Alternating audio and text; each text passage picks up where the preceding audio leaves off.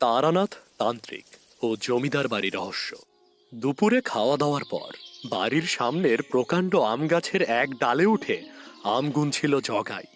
শীতকাল হলেও এই 12 মাসি গাছটায় আম ধরে থাকে সব সময়।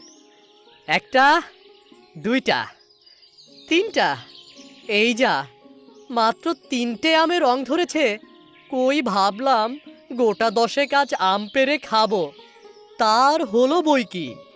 এমন সময় কেউ একজন নিচ থেকে জগাইকে হাঁক ছাড়ল।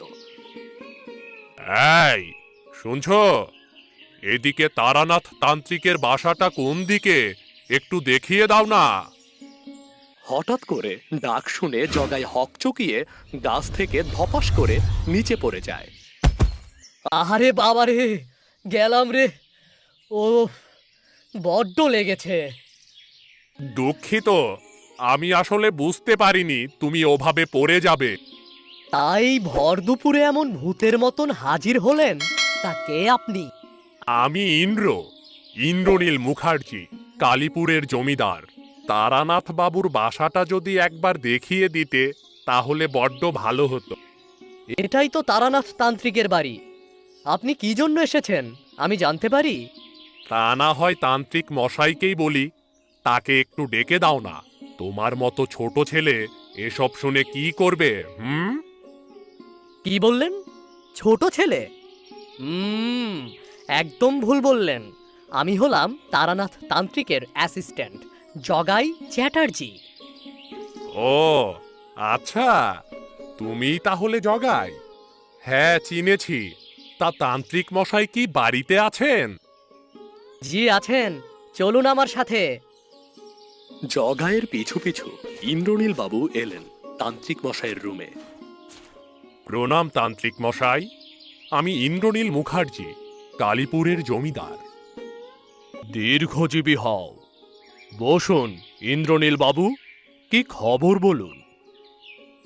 আমাকে কালীপুর গ্রামের পুরোহিত মশাই পাঠিয়েছে আপনার কাছে। বড্ড বেশি সমস্যায় পড়েছি, তাই আপনাকে বিরক্ত করতে চলে এসেছি। আরে না না, আপনাদের সাহায্য করাই তো আমার দায়িত্ব। বলুন কি সমস্যা হয়েছে আপনার। আমার বাড়িতে কোনো অশুভ শক্তির আবির্ভাব ঘটেছে। গত 2 মাস যাবৎ আমার বাড়ির বিভিন্ন সদস্য রহস্যময় আচরণ করছে। আমরা কেউ এটা বুঝতে পারছি না। আসলে কার ওপর যে অশুভ ছায়া পড়েছে সেটাই বুঝতে পারছি না। তা কেমন অস্বাভাবিক আচরণ? ভূতে ভর করেছে নাকি আবার পাগল টাগল হয়ে গিয়েছে? সঠিক জানেন তো না? না, আমি বুঝতে পারছি এ কোনো পাগলের কীর্তি নয় তান্ত্রিক মশাই। এ আসলে অন্য কিছু। যেমন আমার বাড়ির রাঁধুনিকে দেখেছি হঠাৎই কাঁচা মাছ মাংস চিবিয়ে চিবিয়ে খাচ্ছে। আবার আমার ছেলে 2 পা শূন্যে তুলে দাঁড়িয়েছিল। সব ভূতেদের একই স্বভাব নাকি গুরুজি? এরা এত অধৈর্য কেন? মাছ মাংস রান্নার সময়টুকুও দেয় না, আগেই চিবিয়ে খাওয়া শুরু করে। কি একটা অবস্থা! আহা জগাই, বাজে বকো না তো। জমিদার বাবু, এবার আপনি বলুন। গ্রামের পুরোহিত মশাই থেকে শুরু করে অনেক পুরোহিত আঘুরি সাধুদের ডাকা হয়েছে, কিন্তু কেউই এ সমস্যার কোনো কুল কিনারা করতে পারেনি। আপনি দয়া করুন তান্ত্রিক মশাই, আমাদের উদ্ধার করুন এহেন বিপদের হাত থেকে। আমি নিশ্চয় এর কোনো না কোনো উপায় বের করব। যোগু, পিতলের পাত্রটা নিয়ে আয় তো। জি গুরুজি, এখনই আনছি। এরপর যোগু পানি ভর্তি একটি পিতলের পাত্র নিয়ে এলো। তাতে খানিকটা গোলাপের পাপড়ি ছেটানো। পাত্রটা তারানাথ তান্ত্রিকের সামনে রাখতেই তিনি মন্ত্র পড়তে শুরু করলেন। ওম ভূম ভুবস্বাহা, ওম ভূম ভুবস্বাহা। কিছুক্ষণ মন্ত্র পাঠের পর পানিতে খানিকটা ছাই ছিটিয়ে দিলেন তারানাথ বাবু। সাথে সাথে পানিতে কিছু জিনিসের প্রতিচ্ছবি ভেসে উঠল। এ কি? এ আমি কি দেখছি? উত্তর দিকের পুরনো কামরাটা কে খুলল? ওটা তো আমার দাদা মহেন্দ্র নারায়ণের সময় থেকে মন্ত্রপুত তালা দিয়ে বন্ধ করা। ওই কামরাতেই সব রহস্য লুকিয়ে আছে। দেখি কে খুলেছে এই কামরাটা। আবারও কিছু মন্ত্রপুত ছাই ছুঁড়ে মারলেন পিতলের পাত্রে। এরপর আর কিছু চিত্র ভেসে উঠল সেখানটায়। বড় বৌমা, এ কি করে সম্ভব? বড় বৌমা এই ঘরের চাবি পেল কোথায়? ও মা, সাথে তো দেখছি আমার মেয়ে মালতী। কিন্তু কিন্তু এরা দুজন চাবি পেল কোথায়? এ ঘরের চাবি তো একমাত্র আমার সিন্ধুকে তালাবদ্ধ রয়েছে। কোনো না কোনো ভাবেই ঠিকই চাবি জোগাড় করেছে ওরা, নয়তো দরজা খুলল কি করে? ওই দরজার পেছনে লুকিয়ে আছে আপনার বাড়ির সমস্যার কারণ। এত বড় সর্বনাশ কাজ কিভাবে হলো? তান্ত্রিক মশাই, আপনি এক্ষুনি চলুন আমার সাথে, নয়তো অনিষ্ট হয়ে যাবে।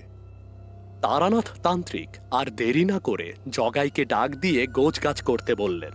এরপর ট্রেন যেতে যেতে পথে ওই তালাবদ্ধ কামরার ঘটনাটা শুনতে লাগলেন ইন্দ্রনীল বাবুর মুখে।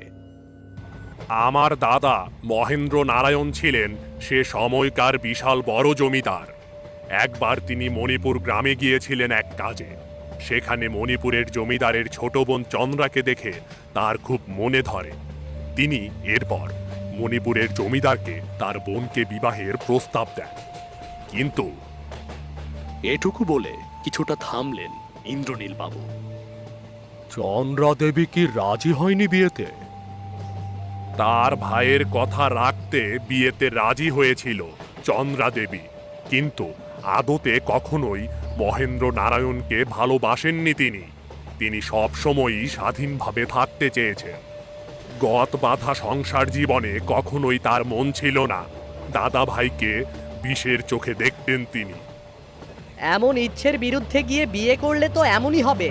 অযথাই এত ঝামেলা কাঁধে নিতে গিয়েছিল কেন? চন্দ্রা দেবী ছিলেন অসম্ভব সুন্দরী, যার রূপ দেখে পাগল প্রায় হয়ে দাদা ভাই তাকে বিয়ে করেছিলেন। ও, এখন বুঝেছি ঘটনা। রূপ দিয়ে একজনকে কাবু করে এখন ধারাবাহিকভাবে সবাইকে চিতায় উঠাচ্ছে। তা পরবর্তী সিরিয়াল কার এখন? আহ, থাম তো যোগু, কি সব বাজে বকছিস? ইন্দ্রনীল বাবু, বলুন আপনি। চন্দ্রা দেবীকে বিয়ের কয়েকদিন পরই মহেন্দ্র নারায়ণ বুঝে গিয়েছিলেন চন্দ্রা দেবী আসলে তাকে বিষের চোখেই দেখেন। তার কয়েকদিন পর তিনি জানতে পারলেন চন্দ্রা দেবী তাকে হত্যার জন্য ষড়যন্ত্র চালাচ্ছে। ষড়যন্ত্র? কি করেছিলেন চন্দ্রা দেবী আসলে? অনেক খোঁজ খবর করেও তিনি কোনো প্রমাণ জোগাড় করতে পারেনি চন্দ্রা দেবীর বিরুদ্ধে। তবে এক বিশ্বস্ত মাধ্যমে খবর পেয়েছিলেন। এরপর এরপর কি হলো? এক রাতে যখন দাদা ভাই ঘুমিয়েছিলেন, তখন তিনি প্রকাণ্ড এক রামদা নিয়ে তাকে হত্যা করতে আসে। ঠিক তখনই পাশ ফিরতে গিয়ে ঘুম ভেঙে যায় তার, এবং কোনো মতে প্রাণে বাঁচেন তিনি। ও বাবা গো, এ তো লেডি কিলার। জব্বর কাহিনী তো। একেবারে রামদা নিয়ে নেমেছে কোপ দিতে। ধরখানা আলাদা করতে পারলেই তো খেলা জমে যেত। জগাইয়ের দিকে তাকিয়ে চোখ রাঙানি দিলেন তারানাথ বাবু। সাথে সাথেই জগাই চুপ হয়ে গেল। এরপর কঠিন শাস্তি দেওয়া হয়েছিল চন্দ্রা দেবীকে। উত্তর দিকের ওই কামরাতে তাকে বন্দি করে রেখেছিলেন কয়েক সপ্তাহ। এরপর এক সকালে তাকে জল